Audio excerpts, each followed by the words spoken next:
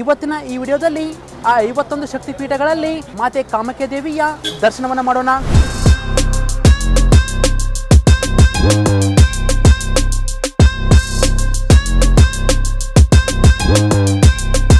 ಫ್ರೀಯಾಗಿ ದರ್ಶನ ಮಾಡಬೇಕು ಅಂದ್ರೂ ಕೂಡ ಈ ರೀತಿ ನೀವು ಟಿಕೆಟ್ ತಗೊಳ್ಳೇಬೇಕು.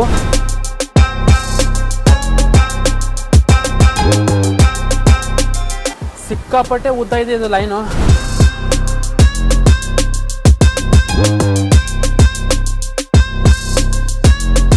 ಈ ದೇವಾಲಯದಲ್ಲಿ ಯಾವುದೇ ರೀತಿಯ ಮೂರ್ತಿ ಇಲ್ಲ.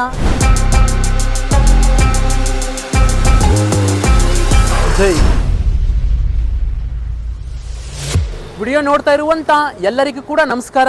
ಇವತ್ತು ಅಸ್ಸಾಮಿನ ಗುವಾಹಟಿಯಲ್ಲಿರುವಂತ ಇನ್ನೊಂದು ಪವಿತ್ರವಾದಂಥ ಸ್ಥಳಕ್ಕೆ ನಾವು ಬಂದಿದ್ದೀವಿ. ಅಂದರೆ ನಮ್ಮ ಭಾರತದಲ್ಲಿ ಟೋಟಲ್ ಆಗಿ 51 ಶಕ್ತಿಪೀಠಗಳಿವೆ. ಆ 51 ಶಕ್ತಿಪೀಠಗಳಲ್ಲಿ ಇನ್ನೊಂದು ಪವಿತ್ರವಾದಂಥ ಶಕ್ತಿಪೀಠ ಅಂದರೆ ಅದುವೇ ಮಾತೆ ಕಾಮಾಖ್ಯ ದೇವಿಯ ಶಕ್ತಿಪೀಠ. ಹೌದು, ಇವಾಗ ಗುವಾಹಟಿಯ ರೈಲ್ವೆ ಸ್ಟೇಷನಿಂದ ಸುಮಾರು 8 ಕಿಲೋಮೀಟರ್ ನೀವು ದೂರ ಬಂದರೆ ಸೊ ಈ ಎಂಟ್ರೆನ್ಸಿಂದ ಒಳಗಡೆ ನೀಲಾಚಲ ಬೆಟ್ಟಕ್ಕೆ ಸುಮಾರು 3 ಕಿಲೋಮೀಟರ್ ಆಗುತ್ತೆ. ಇವಾಗ ಇಲ್ಲಿಂದ ಒಳಗಡೆ ಹೋಗ್ತಾ ಇದ್ದೀವಿ. ಇವತ್ತಿನ ಈ ವಿಡಿಯೋದಲ್ಲಿ ಮಾತೆ ಕಾಮಾಖ್ಯ ದೇವಿಯ ದರ್ಶನವನ್ನು ಮಾಡೋಣ. ಸೊ ಯಾರೆಲ್ಲ ವಿಡಿಯೋ ನೋಡ್ತಾ ಇದ್ದೀರಾ, ವಿಡಿಯೋ ಇಷ್ಟ ಆದರೆ ಮಾತ್ರ ಲೈಕ್ ಮಾಡಿ, ಅಥವಾ ನಿಮಗೆ ವಿಡಿಯೋ ಇಷ್ಟ ಆಗಿಲ್ಲ ಅಂದರೆ ಪರವಾಗಿಲ್ಲ, ವಿಡಿಯೋಗೆ ಡಿಸ್ಲೈಕ್ ಮಾಡಿ. ಸೊ ಬನ್ನಿ ವಿಡಿಯೋನ ಶುರು ಮಾಡೋಣ. ಮೇಲೆ ಹೋಗ್ಬಿಟ್ಟು ಮಾತೆ ಕಾಮಾಖ್ಯ ದೇವಿಯ ಚರಿತ್ರೆ ಏನು ಅಷ್ಟಕ್ಕೂ ಇದರ ಬಗ್ಗೆ ಒಂದಿಷ್ಟು ಮಾಹಿತಿನ ನಾನು ನಿಮಗೆ ತಿಳಿಸೋಕೆ ಪ್ರಯತ್ನ ಪಡ್ತೀನಿ. ಸೊ ಬನ್ನಿ ಮೇಲೆ ಹೋಗೋಣ. ಕಿತ್ನೆ 10 ರೂಪಾಯಿನಾ?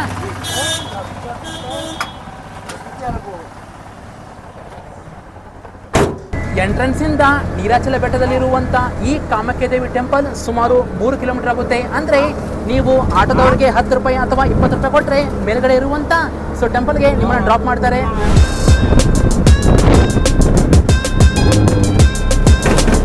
ಸೊ ಟೆಂಪಲಲ್ಲಿ ತುಂಬ ಜನರನ್ನು ನೋಡಿದೆ, ಎಲ್ಲರೂ ಹಣೆ ಕಟ್ಕೊಂಡಿದ್ರು. ಸೊ ಅದಕ್ಕೆ ನಾನು ಇವಾಗ ಇದನ್ನು ಕಟ್ಕೋಬೇಕು ಅಂತ ಅಂದ್ಕೊಂಡಿದ್ದೀನಿ. ಸೊ ನೋಡ್ತಾ ಇರ್ಬೋದು 10 ರೂಪೀಸ್ ಅಂತೆ. ನಾವು ಏಕ್ ಏಕ್ ಭಯ ಸಹಿ ಏನಾ? ಕರೆಕ್ಟ್.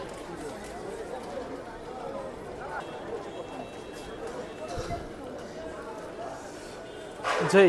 ನನ್ನ ಪುಣ್ಯ ಅನಿಸುತ್ತೆ, ಅಷ್ಟಕ್ಕೂ ಜಾಸ್ತಿ ಜನ ಇಲ್ಲ ಇಲ್ಲಿ, ಕ್ರೌಡ್ ಇಲ್ಲ. ಬಟ್ ಮೇಲ್ಗಡೆ ಹೋದ್ಮೇಲೆ ಅಲ್ಲಿ ಕ್ರೌಡ್ ಹೇಗಿದೆ ಅಂತಲೂ ಗೊತ್ತಿಲ್ಲ. ಹೋಗ್ತಾ ಇದ್ದೀನಿ ಮೇಲ್ಗಡೆ. ಭಾರತದಲ್ಲಿರೋ 51 ಶಕ್ತಿಪೀಠಗಳಲ್ಲಿ ಸೊ ಇದು ಮೊದಲನೇದು ನಾನು ದರ್ಶನ ಮಾಡ್ತಾ ಇರೋದು. ಸೊ ದೇವಸ್ಥಾನ ಹೇಗೆಲ್ಲ ಇದೆ ಅಂತ ನಿಮಗೂ ಕೂಡ ಸಂಪೂರ್ಣವಾಗಿ ಮೇಲ್ಗಡೆ ಹೋದರೆ ತೋರಿಸ್ತೀನಿ. ಅಂದರೆ ನಾರ್ಮಲಾಗಿ ಪರ್ಮಿಷನೆಲ್ಲ ಇರೋದಿಲ್ಲ, ಆದರೂ ಎಷ್ಟು ಪರ್ಮಿಷನ್ ಇದೆಯೋ ಸೊ ಅಷ್ಟನ್ನು ಮಾತ್ರ ಆದರೂ ತೋರ್ಸೋಕ್ಕೆ ಪ್ರಯತ್ನ ಪಡ್ತೀನಿ. ಬನ್ನಿ ಮೇಲೆ ಹೋಗೋಣ.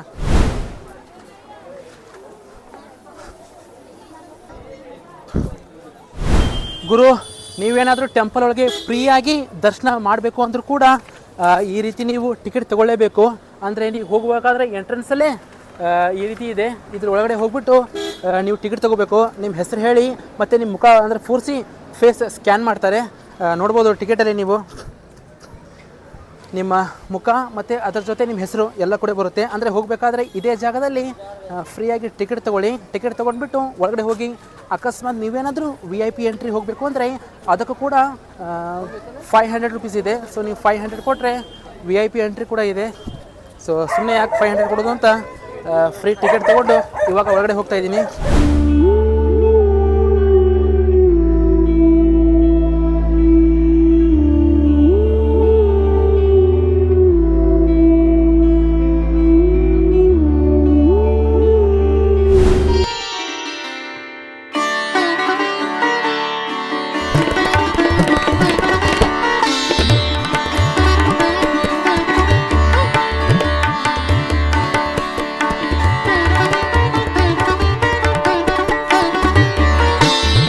ಗುರು, ಕೊನೆಗೂ ಮಾತೆ ಕಾಮಾಖ್ಯ ದೇವಿಯ ಟೆಂಪಲ್ ಒಳಗೆ ಸೊ ಎಂಟ್ರಿ ಕಟ್ವಿ. ನೋಡ್ತಾ ಇರ್ಬೋದು ಹಿಂದೆ ಜೀವನದಲ್ಲಿ ಮೊದಲನೇ ಸಾರಿ ನಾನು 51 ಶಕ್ತಿಪೀಠಗಳಲ್ಲಿ ಸೊ ಒಂದು ಶಕ್ತಿಪೀಠಕ್ಕೆ ಭೇಟಿ ಕೊಟ್ಟಿರೋದು ನಾನು. ಒಂದು ರೀತಿ ತುಂಬಾ ಖುಷಿ ಆಗ್ತಿದೆ. ಆ್ಯಕ್ಚುಲಿ ನಾನು ಪ್ಲ್ಯಾನ್ ಮಾಡಿರೋ ಟ್ರಿಪ್ ಬಂದು ಅದು ಮೇಘಾಲಯದ್ದು. ಬಟ್ ಅಸ್ಸಾಮಲ್ಲಿರೋ ಈ ಗುವಾಹಟಿಯಲ್ಲಿರುವಂಥ ಕಾಮಾಖ್ಯ ದೇವಿ ಟೆಂಪಲ್ಗೆ ಹೋಗೋ ಪ್ಲ್ಯಾನ್ ಇರಲಿಲ್ಲ ನಂದು. ಸ್ವಲ್ಪ ಪ್ಲ್ಯಾನ್ ಎಲ್ಲ ಉಲ್ಟಾಗಿ ವಾಪಸ್ ಗುವಾಹಟಿಗೆ ಬಂದ ಮೇಲೆ ಸೊ ಈ ಪ್ಲ್ಯಾನ್ ಮಾಡಿದ್ದು. ನಿಜಕ್ಕೂ ಒಂದು ರೀತಿ ತುಂಬಾ ಖುಷಿ ಆಗ್ತಿದೆ. ಬನ್ನಿ ಇವಾಗ ಲೈನಲ್ಲಿ ನಿಲ್ಲೋಣ.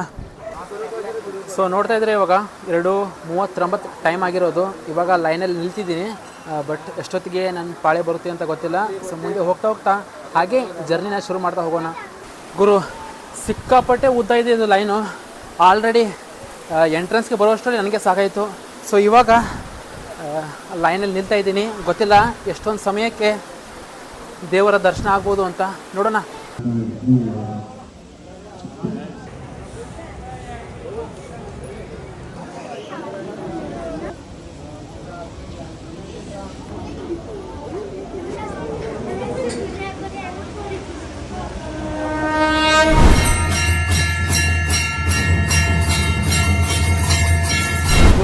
ಫೈನಲಿ 2 ಗಂಟೆ ನಂತರ ಮಾತೆಯ ದರ್ಶನ ಆಯಿತು. ಸೊ ಇವಾಗ ತಾನೇ ಗರ್ಭಗುಡಿಯಿಂದ ಆಚೆ ಬಂದೆ. ನಿಮ್ಗೆಲ್ರಿಗೂ ಗೊತ್ತಿರ್ಬೋದು, ಒಳಗಡೆ ಫೋನೆಲ್ಲ ಅಲೌಡ್ ಇರಲ್ಲ.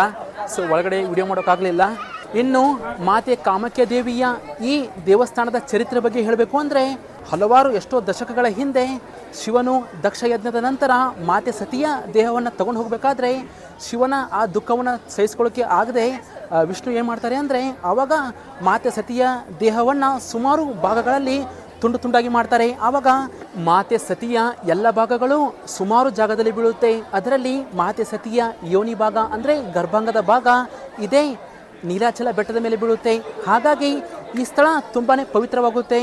ಸೊ ಆ ಕಾರಣ ಈ ದೇವಾಲಯದಲ್ಲಿ ಯಾವುದೇ ರೀತಿಯ ಮೂರ್ತಿ ಇಲ್ಲ. ಮಾತೆ ಸತಿಯ ಯೋನಿಯನ್ನೇ ಒಂದು ಕಲ್ಲಿನ ರೂಪದಲ್ಲಿ ಈ ಜಾಗದಲ್ಲಿ ಪೂಜಿಸ್ತಾರೆ. ಹಾಗಾಗಿ ದಿನಾಲೂ ಲಕ್ಷಾಂತರ ಭಕ್ತರು ಈ ದೇವಸ್ಥಾನಕ್ಕೆ ಭೇಟಿ ಕೊಡ್ತಾರೆ.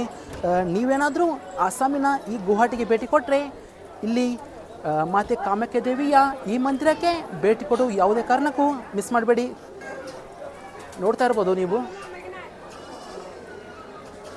ಈ ದೇವಸ್ಥಾನಕ್ಕೆ ಬರುವ ಎಲ್ಲರೂ ಕೂಡ, ಪ್ರತಿಯೊಬ್ಬರು ಕೂಡ ಈ ರೀತಿ ದೀಪಗಳನ್ನು ಬೆಳಗಿ ಅವರ ಒಂದು ಪೂಜೆಗಳನ್ನು ಸಲ್ಲಿಸ್ತಾರೆ. ಸೊ ನೋಡ್ತಾ ಇರ್ಬೋದು ನೀವು, ಪ್ರತಿಯೊಬ್ಬರು ಕೂಡ ಯಾವ ರೀತಿ ದೀಪವನ್ನು ಹಚ್ತಾ ಇದ್ದಾರೆ ಅಂತ. ಇದರ ಜಾತ್ರೆಯಲ್ಲಿ ನೀವೇನಾದರೂ ಈ ಸ್ಥಳಕ್ಕೆ ಬಂದರೆ ನಿಜವಾಗ್ಲೂ ದರ್ಶನ ಪಡೆಯೋದು ತುಂಬ ಕಷ್ಟ. ನಾರ್ಮಲಾಗಿ ಜಾತ್ರೆ ಇಲ್ಲದೆ ಇರೋ ಸಮಯದಲ್ಲೇ ಈ ರೀತಿ ಜನ ಇರುತ್ತೆ ಇಲ್ಲಿ. ಈ ದೇವಾಲಯವನ್ನು 17ನೇ ಶತಮಾನದಲ್ಲಿ ಕೋಚ್ ರಾಜವಂಶದ ನರನಾರಾಯಣರು ನಿರ್ಮಿಸ್ತಾರಂತೆ.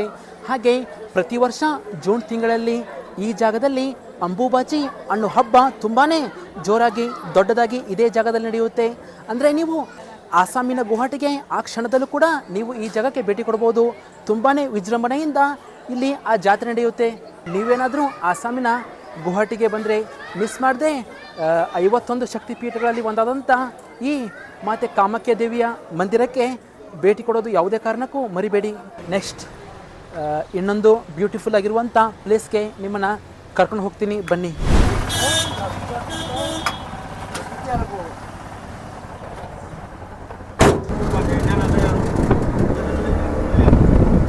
ಅಸ್ಸಾಮಿನ ಅತಿ ದೊಡ್ಡ ಪ್ರಾಣಿ ಸಂಗ್ರಹಾಲಯದಲ್ಲಿ ಇವಾಗ ನಾವಿದ್ದೀವಿ. ಸೊ ಹಿಂದೆ ನೋಡ್ತಾ ಇರ್ಬೋದು, ಇದೇ ಆ ಪ್ರಾಣಿ ಸಂಗ್ರಹಾಲಯ. ಅಂದರೆ ಈ ಪ್ರಾಣಿ ಸಂಗ್ರಹಾಲಯ ಹೇಗಿದೆ ಅಂತ ನಾನು ನಿಮಗೆ ತೋರಿಸ್ತೀನಿ. ಆಲ್ರೆಡಿ ಟಿಕೆಟ್ ಕೂಡ ನಾನು ತೊಗೊಂಡೆ. ಸೊ ನೋಡ್ಬೋದು ನೀವು, ಟಿಕೆಟ್ ರೇಟ್ ಕೇವಲ 33 ರುಪೀಸ್. ನಿಜವಾಗ್ಲೂ ಶಾಕ್ ಆದೇನೇನು ಅಲ್ಲ ಗುರು, ಇಷ್ಟು ದೊಡ್ಡ ಪ್ರಾಣಿ ಸಂಗ್ರಹಾಲಯಕ್ಕೆ ಕೇವಲ 33 ರುಪೀಸ್ ಟಿಕೆಟ್ ಅಂದರೆ ನಿಜವಾಗ್ಲೂ ಒಂದು ರೀತಿ ಶಾಕ್ ಆಯಿತು. ಹಾಗೆ 11 ವರ್ಷದ ಕೆಳಗಿನವರಿಗೆ ಕೇವಲ 11 ರೂಪಾಯಿ ಮಾತ್ರ ಅಂತೆ. ಹಾಗೆ 3 ವರ್ಷದ ಕೆಳಗಿನವರಿಗೆ ಫ್ರೀ ಇದು. ಅಷ್ಟಕ್ಕೂ 33 ರುಪೀಸ್ ಇಟ್ಟಿರೋ ಈ ಪ್ರಾಣಿ ಸಂಗ್ರಹಾಲಯ ನಿಜಕ್ಕೂ ವರ್ತ. ಒಳಗಡೆ ಏನೆಲ್ಲ ಇದೆ ಅಂತ ಬನ್ನಿ ಇವಾಗ ಒಳಗಡೆ ಹೋಗಿ ಅದನ್ನು ಸಂಪೂರ್ಣವಾಗಿ ನಾವು ನೋಡೋಣ.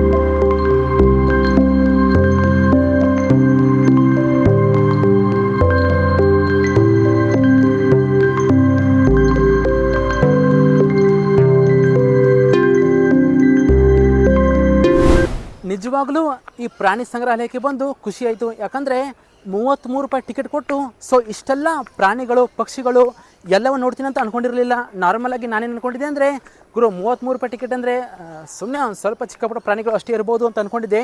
ಬಟ್ ಆಲ್ರೆಡಿ ನೀವು ನೋಡಿದ್ರಿ ಸಿಕ್ಕಾಪಟ್ಟೆ ಅಂದರೆ ಸಿಕ್ಕಾಪಟ್ಟೆ ದೊಡ್ಡ ದೊಡ್ಡ ಪ್ರಾಣಿಗಳು ಕೂಡ ಇದೆ ಇಲ್ಲಿ. ಹಾಗೆ ಎಲ್ಲ ರೀತಿ ವಿವಿಧ ಜಾತಿಯ ಪಕ್ಷಿಗಳು ಕೂಡ ನಾವು ಈ ಪ್ರಾಣಿ ಸಂಗ್ರಹಾಲಯದಲ್ಲಿ ನೋಡಬಹುದು. ನೀವೇನಾದರೂ ಆಸಾಮಿನ ಈ ಗುವಾಹಟಿಗೆ ಬಂದರೆ ಸೊ ಈ ಪ್ರಾಣಿ ಸಂಗ್ರಹಾಲಯಕ್ಕೆ ಭೇಟಿ ಕೊಡೋದು ಯಾವುದೇ ಕಾರಣಕ್ಕೂ ಮರಿಬೇಡಿ. ಐ ಹೋಪ್ ನಿಮಗೆ ಆಸಾಮಿನಲ್ಲಿ ತೋರಿಸಿರುವಂಥ ಇವತ್ತಿನ ಒಂದಿಷ್ಟು ಪ್ರೇಕ್ಷಣೀಯ ಸ್ಥಳಗಳ ಬಗ್ಗೆ ವಿಡಿಯೋ ಇಷ್ಟ ಆಗಿದೆ ಅಂತ ಅಂದ್ಕೊಂಡಿದ್ದೀನಿ. ನಿಮಗೇನಾದರೂ ಈ ವಿಡಿಯೋ ಇಷ್ಟ ಆಗಿದ್ದರೆ ಮಿಸ್ ಮಾಡದೆ ವಿಡಿಯೋಗೆ ಲೈಕ್ ಮಾಡಿ, ಅಥವಾ ವಿಡಿಯೋ ನಿಮಗೆ ಇಷ್ಟ ಆಗಿಲ್ಲ ಅಂದರೆ ಪರವಾಗಿಲ್ಲ ಡಿಸ್ಲೈಕ್ ಮಾಡಿ. ನೀವೇನಾದರೂ ಆಸಾಮ್ನ ಈ ಗುವಾಹಟಿಗೆ ಭೇಟಿ ಕೊಟ್ಟರೆ ನಾನು ತೋರಿಸಿರುವಂಥ ಈ ಎಲ್ಲ ಸ್ಥಳಗಳಿಗೆ ಭೇಟಿ ಕೊಡೋದು ಯಾವುದೇ ಕಾರಣಕ್ಕೂ ಮಿಸ್ ಮಾಡಬೇಡಿ. ಇದನ್ನು ಬಿಟ್ಟು ಇನ್ನೂ ಕೂಡ ಸಣ್ಣ ಪುಟ್ಟ ಪ್ರೇಕ್ಷಣೀಯ ಸ್ಥಳಗಳನ್ನು ಈ ಜಾಗದಲ್ಲಿ ನಾವು ನೋಡ್ಬೋದು. ಸೊ ಮತ್ತೆ ಇನ್ನೊಂದು ಇಂಟ್ರೆಸ್ಟಿಂಗ್ ಕಂಟೆಂಟ್ ಜೊತೆ ನಾನು ನಿಮಗೆ ಇನ್ನೊಂದು ಹೊಸ ವಿಡಿಯೋದಲ್ಲಿ ಸಿಗ್ತೀನಿ. ಸೊ ಅಲ್ಲಿವರೆಗೂ ಎಲ್ಲರಿಗೂ ಟೇಕ್ ಕೇರ್, ಗುಡ್ ಬೈ.